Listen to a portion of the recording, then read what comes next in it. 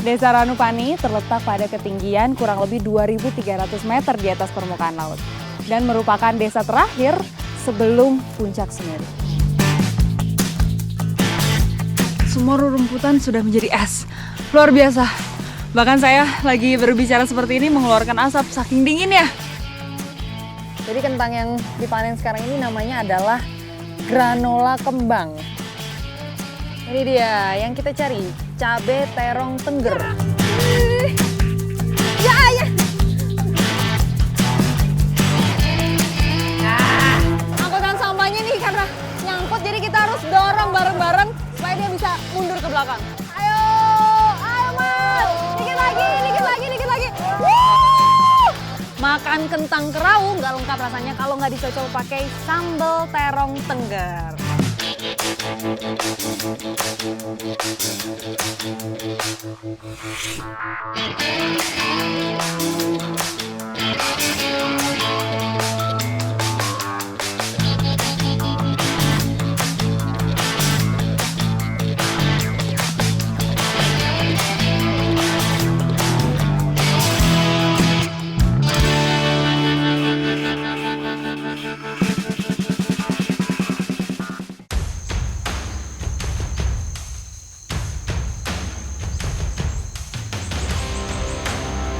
Semeru, gunung tertinggi di Pulau Jawa yang selalu menjadi incaran para pendaki dan penggiat alam bebas untuk menjelajahi keindahan alamnya.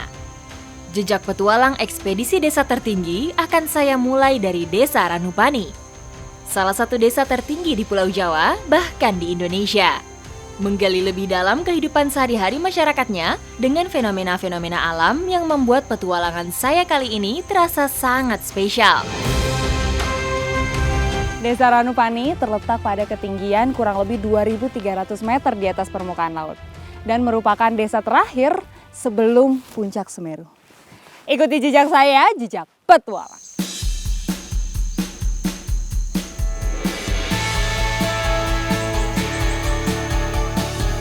Pagi ini saya beruntung sekali karena bisa menikmati sunrise ditemani dengan lautan awan yang menyelimuti pasir di bawahnya. Bahkan di sisi kiri saya juga ada kawah Gunung Bromo. Luar biasa, cantik sekali pemandangannya. Terletak di Kecamatan Senduro, Kabupaten Lumajang, Desa Ranupani dihuni masyarakat Tengger atau keturunan Majapahit. Desa Ranupani mempunyai 3 ranu atau danau yang indah. Selain Ranu Kumbolo di lereng Semeru, ada Ranu Regulo dan Ranupani di sekitar kawasan desa.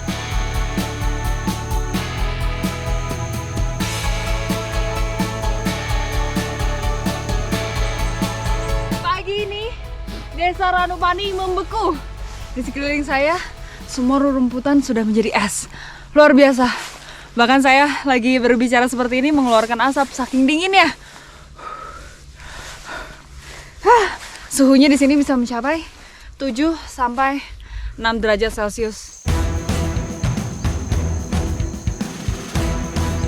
Fenomena embun beku atau masyarakat menyebutnya embun upas merupakan peristiwa tahunan yang terjadi pada puncak musim kemarau.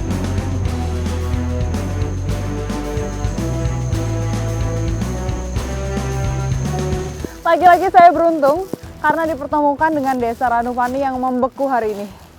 Tapi ini momen yang sangat singkat karena ketika cahaya matahari sudah muncul, tentu saja esnya akan mencair dengan sendirinya.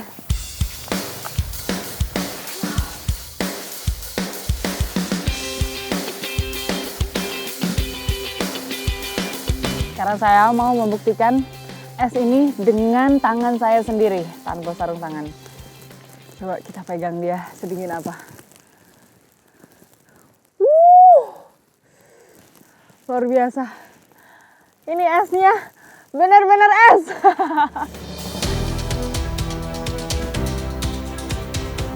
Suhu dingin pada puncak kemarau sangat dipengaruhi oleh angin monsun dingin dari arah Australia.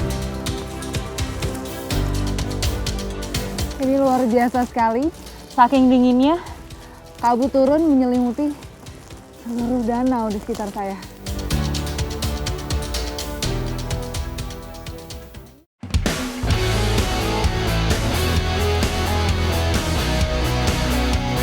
Petualangan ekspedisi desa tertinggi dari Ranupani masih berlanjut.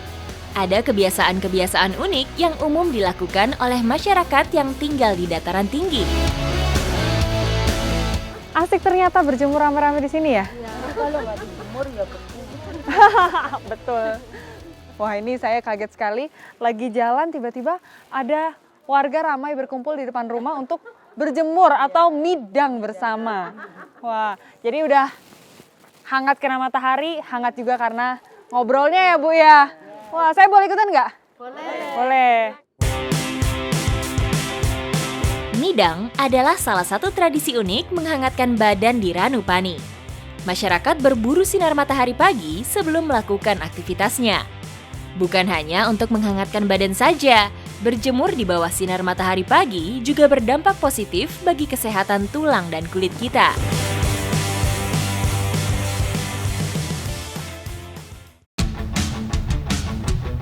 Selain tradisi berjemur atau midang, ada satu tradisi yang cukup unik juga yang dimiliki masyarakat Ranupani.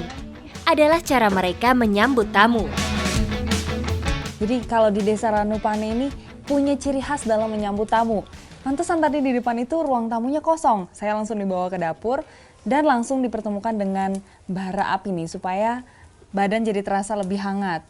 Jadi suasana ngobrolnya juga jadi makin hangat. Oh gitu, jadi tujuannya itu ke situ. Jadi fungsinya banyak. Di sini bisa sekalian untuk menghangatkan badan. Kalau apinya dimasukkan ke dalam lagi, bisa masak di bagian sebelah situ. Tradisi ini juga menandakan betapa terbukanya masyarakat Tengger terhadap pendatang atau tamu. Sebuah tradisi yang selalu dijaga dan dilestarikan secara turun-temurun. Seger banget, Pak. Langsung anget ini perutnya. Oh ya, di sini ya cepet panas, ya cepet dingin gitu loh Mbak. Di sini karena banyak kan makin dingin di sini. Selain tradisi yang unik, masyarakat Tengger juga mempunyai resep kuliner yang enak dan khas. Oke, udah siap buat nyambel. Ibu, berarti ini bahannya apa aja? Ini sisir dulu. Oh, dia bijinya warna hitam ya, Bu? Wah, setelah dibuka ternyata bijinya itu warna hitam. Kalau cabai biasa kan warnanya putih, Bu. Putih. Oh, gitu. Cabai terong hitam. Sambal Tengger memang beda. Selain cabainya khas, cara masaknya juga unik. Ini, Bu. Nah, abis ini diapain lagi, Bu? Dipotong, Mbak. Dipoto? Iya. Dimasak? Iya, matang. Iya. Oh, dimasak. Biar jadi sambal matang. Iya. Luar biasa nih, praktis banget. Ternyata langsung aja ditaruh di kampor di sini. Ini nggak apa-apa, ini karena tanah liat ya, Bu ya. Jadi aman. Kasih minyak. Iya.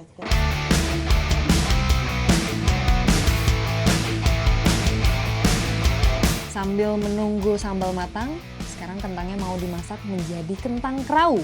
Ini harus dibersihin dulu kulitnya, lalu nanti direbus.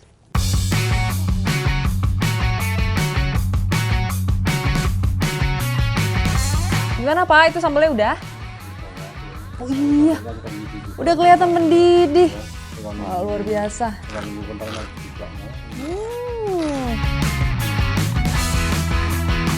Nah, ini udah banyak. Udah, kita rebus aja langsung ya. Oke. Setelah menyiapkan kentang rebus dan sambal cabai terong, saya penasaran dengan lokasi kebun kedua hasil alam tersebut.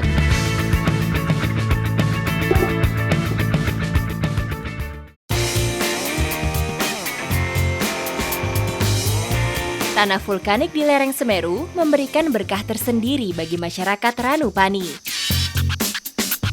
Sebagian besar aktivitas masyarakat Tengger adalah bertani dan juga berkebun. Seperti yang ada di sekeliling saya, ini lahan pertaniannya itu sangat luas sekali. Karena memang sayur-sayuran menjadi komoditi utama yang ada di sini. Ikuti jejak saya, jejak petualang.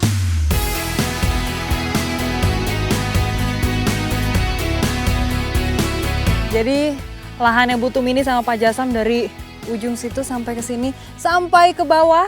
Ini mau kita bersihkan dulu nih dari rumput-rumputan karena ini belum bisa dipanen. Umurnya masih 1 bulan. 1,5 bulan. Yang bisa dipanen itu umurnya kurang lebih 4 sampai 6 bulan. Perkebunan lahan miring merupakan ciri utama cara bercocok tanam masyarakat yang tinggal di dataran tinggi. Bu, ini baru dicangkul sekali aja tanahnya udah langsung turun ke bawah. Jadi luar biasa, ini nggak ada padat-padatnya tanahnya, saking suburnya.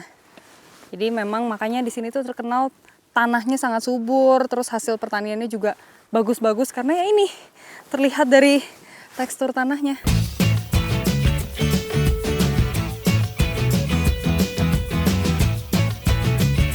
Jadi memang merawat ladang itu biasa dilakukan seminggu sekali.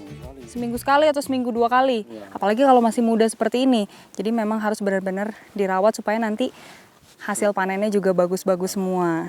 Kalau di lereng miring seperti ini, kelebihannya dia tidak akan kena salju. Karena Ranupani ini terkenal suhunya bisa bikin salju datang ya Pak ya. Bisa sampai minus juga. Kalau misalnya miring dia nggak akan kena dan hasilnya akan lebih bagus dibandingkan yang tanahnya datar.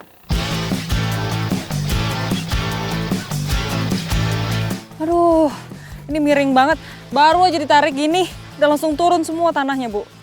Saya benar-benar nggak kebayang gimana cara panennya kalau lahannya miring seperti ini. Ini kemiringannya aja bisa sampai 60 derajat. Terus tingginya 100 meter ada, Bu? Ada kan, bener 100 meter. Lebih kayaknya, Bu. Ngeri banget soalnya ngeliat ke bawah.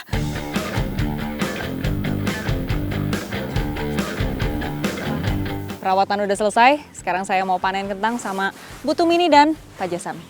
Ikuti jejak saya, jejak petualang.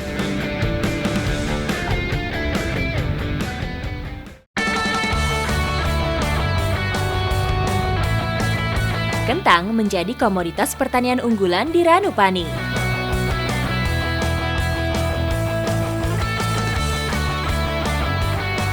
Wah, ada yang besar sekali. Ini masih ada nggak, Bu? Wih, banyak-banyak. Jadi kentang yang dipanen sekarang ini namanya adalah granola kembang. Dan ini salah satu unggulan di sini ya, Bu? Iya. Di Ranupani ini tanahnya memang sangat subur sekali karena dia tetap bisa ditanami walaupun curah hujan itu sedikit. Kesuburan tanah Ranupani bisa membuat petani panen kentang hingga 3 kali dalam 1 tahun. Kentang di sini dijuluki kentang hitam, bukan karena warna kulit kentangnya, melainkan karena kesuburan tanahnya yang kehitaman. Jadi sekali ngeruk atau sekali panen itu bisa menghasilkan kentang yang berbagai macam ukurannya. Ada yang besar sekali seperti ini. Itu hampir setelapak tangan saya ini penuh. Ada juga yang sedang. Nah, dan yang uniknya lagi, ada yang kecil-kecil seperti ini. Nah, kalau yang sedang-sedang seperti ini, itu biasanya untuk bibit lagi, jadi bisa ditanami. Tapi kalau yang masih baru, itu didiemin dulu selama 3 bulan, supaya dia tumbuh tunasnya baru ditanami. Nah, kalau yang besar ini, bisa untuk disayur lah ya. Sebelum dimasukkan karung, kentang harus disortir sesuai ukuran dan kualitasnya. Udara dingin tapi tidak menghalangi panen kentang pada pagi hari ini. Luar biasa. Ini kira-kira kalau udah dikumpulin berapa karung, Bu? 1 karung. 1 karung? Sebanyak itu baru 1 karung? Iya. Tapi biasanya dalam sehari itu bisa terkumpul sampai 10 karung. Bisa terkumpul sampai 10 karung. Lalu nanti dibawa ke pengepul.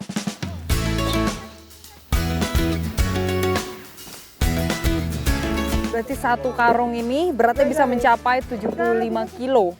Luar biasa, ini berat banget. Ini baru setengah loh, Bu. Iya.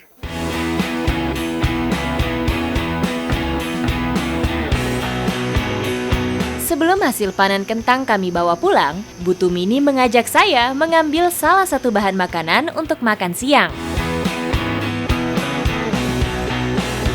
Warga desa Ranupani ini enak kalau mau ngambil apa-apa karena semua sudah ada di kebun. Sekarang saya mau ngambil bahan makanan yang memang cukup unik. Saya belum pernah temuin sebelumnya. Kira-kira seperti apakah dia? Ikuti jejak saya, jejak petualang.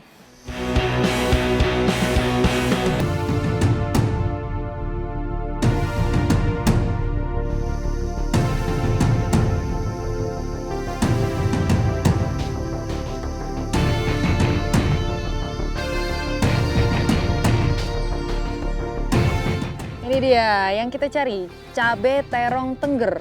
Ukurannya aja ini udah super big, Bu. Iya. Melebihi dari cabe-cabe yang pernah saya lihat. Iya. Sangat besar sekali. Dan ternyata bukan cuma ukuran yang besar, tapi rasanya juga pedes pol. Cabai terong tengger ditanam sebagai tanaman tumpang sari karena hanya untuk memenuhi kebutuhan sehari-hari. Dia tumbuhnya bersembunyi ya, Bu. Iya, Pak. Di antara lahan-lahan pertanian yang lain ini. Ada kentang, ada bawang. Tiba-tiba di sini muncul cabai. Saya pikir bisa banyak gitu, Bu, tapi ternyata nyempil.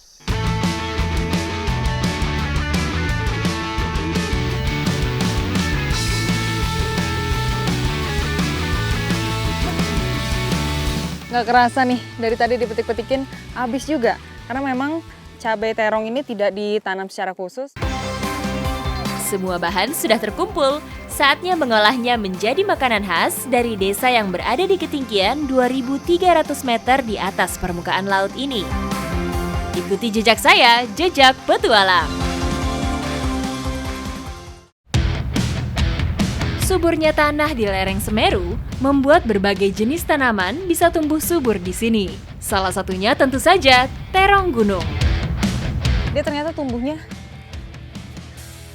bareng sama kentang. Ada kentang, ada jagung. Jadi terong tengger ini memang dari segi warna lebih kemerahan, terus ini juga ada yang hijau nih. Yang muda. Ini yang muda ya? Ya, Tapi lebih enak yang ini, yang udah merah. iya yang udah Bisa merah dipetik juga. kah? Petik Bisa. aja ya? Ya, Langsung. memetik. Coba. Tapi dia lebih keras memang ya. Lahan pegunungan dengan cuaca yang sejuk serta tanah vulkanis yang subur dapat mendorong tanaman terong tengger untuk berbunga dan menghasilkan buah dengan maksimal. Itu tuh Mas, ada yang besar tuh.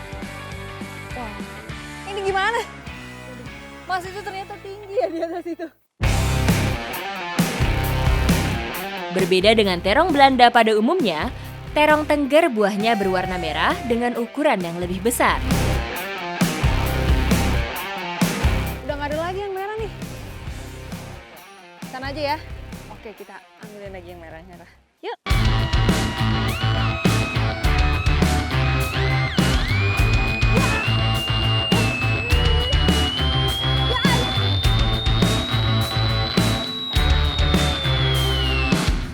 Udah habis nih yang merah-merahnya, Mas. Tapi lumayan lah, ini udah cukup banyak kita dapetin terong tenggernya. Saya makin penasaran nih. Kalau dicobain langsung tuh kayak apa? Boleh kan? Boleh. Boleh. Ya udah kalau gitu kita cobain aja yuk. Di sana. Yuk.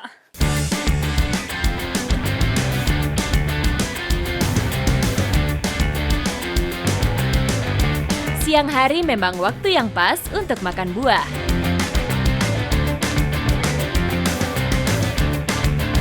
Sekarang kita langsung cobain aja yuk. Ini langsung digigit apa gimana? Dikit Gigit aja dari mana? dari sini depan. Dari sisi bawah. Ya. Ayo coba ya. 1, 2, 3 bareng. Keras.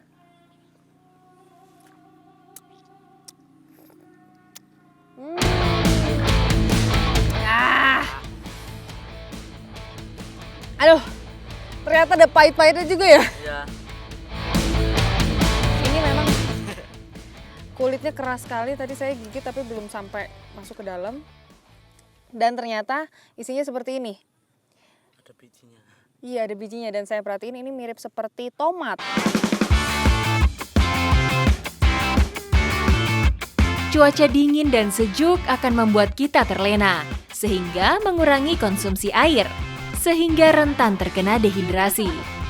Terong gunung mengandung banyak air, sangat cocok dikonsumsi ketika berada di daerah dingin.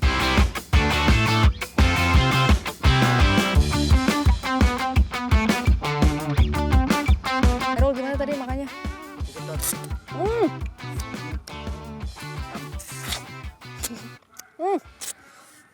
Saya ngikutin Hairul, makannya sambil dihisap.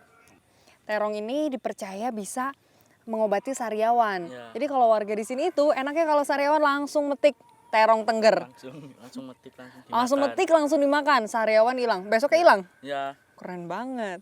Dan ini juga punya antioksidan tinggi dan melancarkan pencernaan ya. Ya. Wah, berarti bagus banget, manfaatnya banyak ini.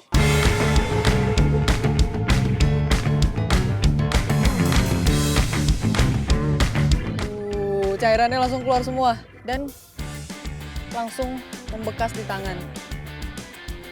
Wah, merah semua. Memang benar ya, Desa Ranupani ini punya tanah yang sangat subur. Karena dia bisa menghasilkan buah yang sangat unik seperti ini. Ini saya pertama kali loh baru nyobain. Makasih ya udah diajakin ngambil. Ya. Ikuti jejak saya, jejak petualang.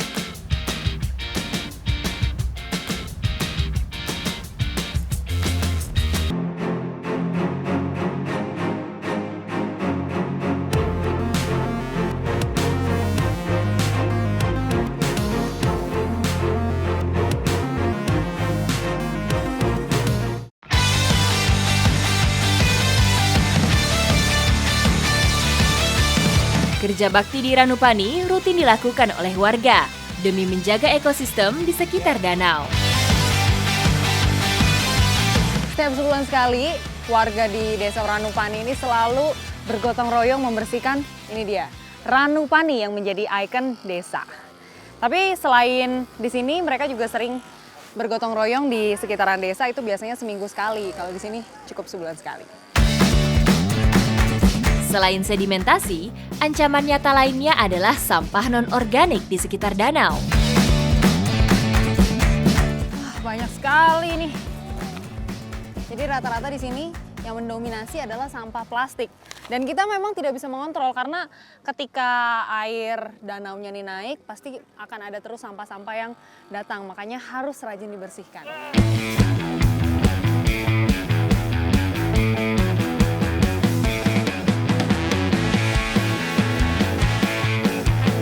Ini kayaknya jas hujan ya? Jas hujan plastik itu ya, Mas? Jadi bahayanya kalau misalnya sampah-sampah seperti ini tuh akan lama terurai. Harus selalu dibersihkan. Itu tuh ada lagi tuh, Mas. Kerja bakti ini merupakan wujud nyata kepedulian masyarakat untuk menjaga kelestarian alam di Ranupani. Ternyata sudah disediakan juga itu angkutan sampahnya. Sekarang saya mau bawa supaya lebih ringan nanti ngumpulin sampahnya lagi.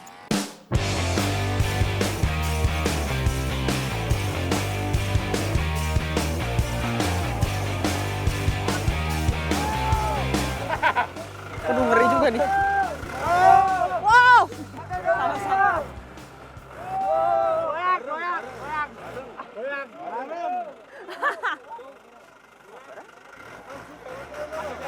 Angkutan sampahnya nih karena nyangkut, jadi kita harus dorong bareng-bareng supaya dia bisa mundur ke belakang.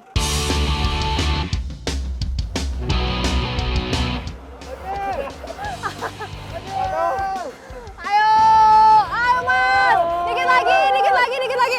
Woo! Yeay! Saking banyaknya beban sampah, ban belakang truk pun terbenam, membuat truk harus didorong supaya bisa keluar.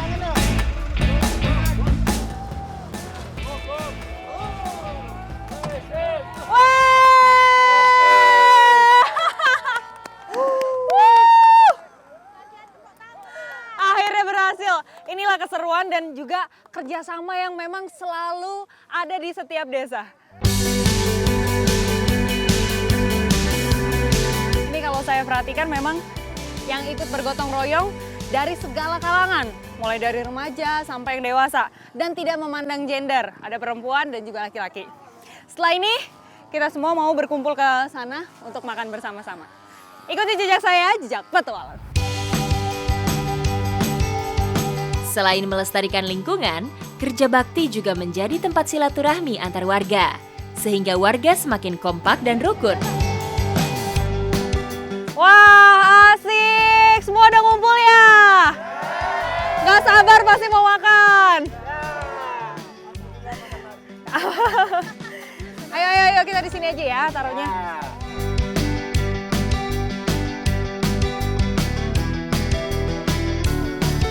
Yuk, kita bagi-bagi kentangnya. oper ke belakang. Oper. Harus kebagian semua ya. Jangan sampai nggak kebagian. Pak. Nih, Ibu. Sambelnya cocok sendiri.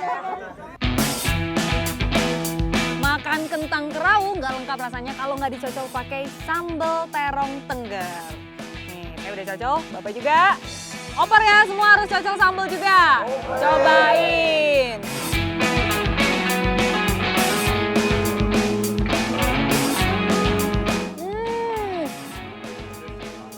Luar biasa. Enak ya? Jadi rasa kentangnya ini bercampur dengan sambal jadi makin sip. Ada gurih-gurih dari kelapanya juga. Kentang menjadi salah satu sumber karbohidrat yang sehat. Selain itu, gizi di dalamnya bisa memulihkan tenaga kita dengan cepat. Dan ini memang cabai terong tengger ini rasanya lebih pedas daripada cabai-cabai yang pernah saya coba sebelumnya. Pedasnya rasa sambal terong tengger ini tidak melupakan rasa kebersamaan yang ada di sini. Tadi kita habis gotong royong bersama-sama, terus sekarang makannya juga bareng-bareng jadi semakin hangat. Iya nggak? Iya! Ikuti jejak saya, jejak petualang!